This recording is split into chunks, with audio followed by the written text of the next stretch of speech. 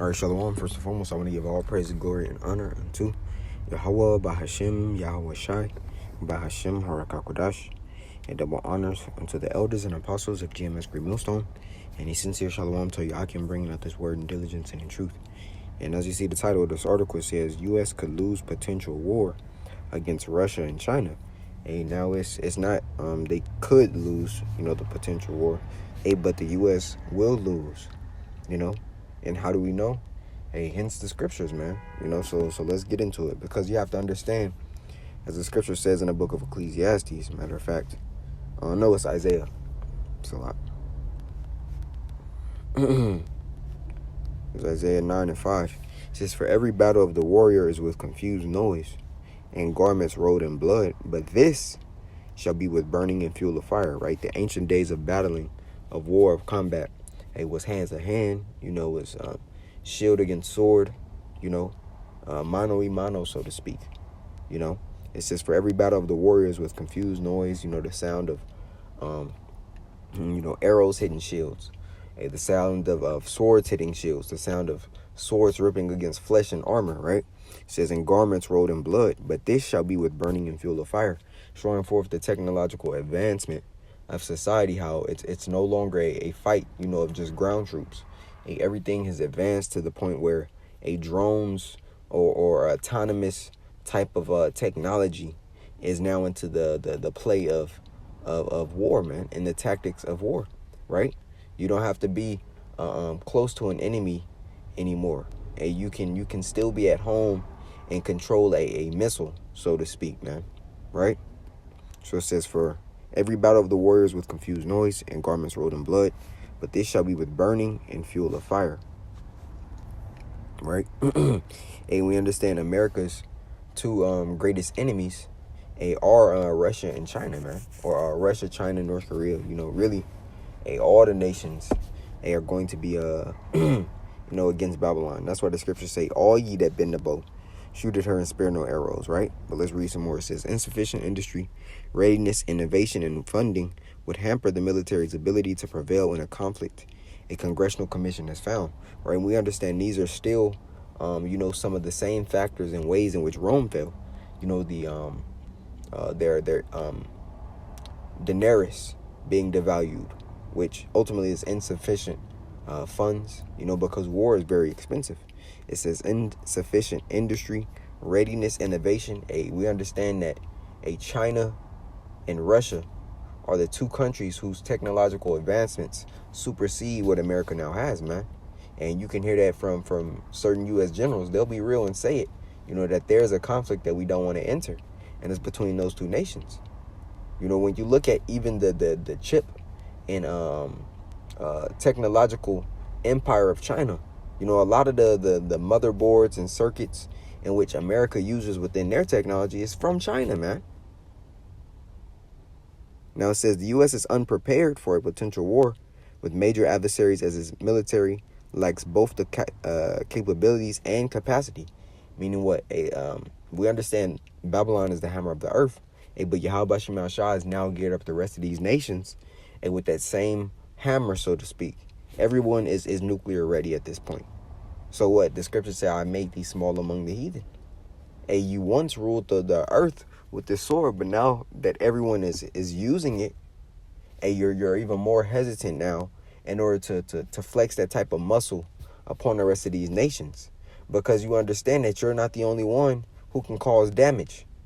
Yeah, America could destroy, all of the rest of these countries. But if any nuke hits the shores of America, man, it's completely over. And the U.S. population doesn't understand that.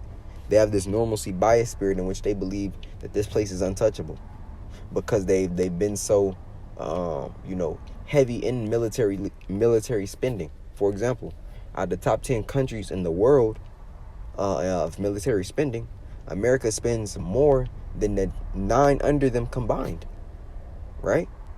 But they're still lacking. And on top of that, Yahweh Shema Shai has a fiery indignation for this place. Meaning what? Is going to be his because indignation means righteous anger. He's going to be happy when he brings forth fire upon this place. It says a panel tasked by Congress to review U.S. defense strategy has revealed significant flaws in the U.S. Defense Department's ambitions of deterring a major conflict or prevailing in one. The report named Russia and China as the biggest threats to U.S. national security. And ultimately, the biggest threat to U.S. national security is Yahweh Bashim al-Shai, man. Hey, because it's going to be his spirit within these weapons that these nations shoot off. And as Elder Yashawamba and Elder Ariala brought out, in lessons that they did yesterday and the day before, mutually assured destruction. Basically saying that though America, is going to have nukes fired off on them, they're going to make sure that they fire off as well. So, America isn't going to be the only country that's hit. They're just going to be the country that that is ultimately desolate and sent forth as a memorial. And that smoke burning and ascending into heaven, man. That sacrifice, that oblation, so to speak. Now let's get let's get that. Yeah, this is Joel 2. It says, blow ye the trumpet in Zion and sound an alarm in my holy mountain. Let all the inhabitants of the land tremble, for the day of Yahweh Shema Shai cometh, for it is nigh at hand. A day of darkness and of gloominess, a day of clouds and of thick darkness.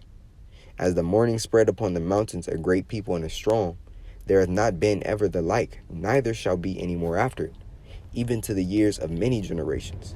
Right, so this is speaking of the assembly of nukes, right? It says a fire devoureth before them, speaking of the missile, and behind them a flame burneth.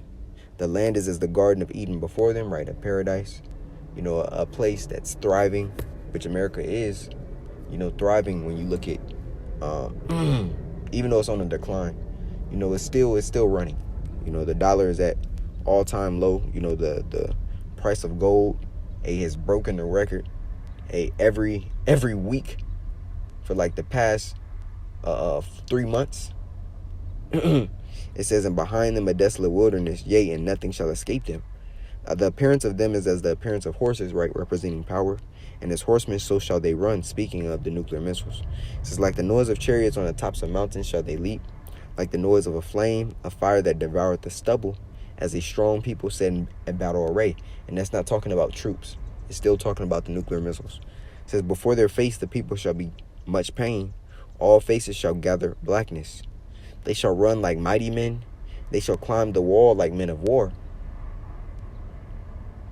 And they shall march every one on his path. And when they fall upon the sword, it's like it. And they shall march everyone on his ways, and they shall not break their ranks. Meaning what? And when Yahweh Shema Shai has these missiles shut off, man, they're not going to be hitting each other in the air.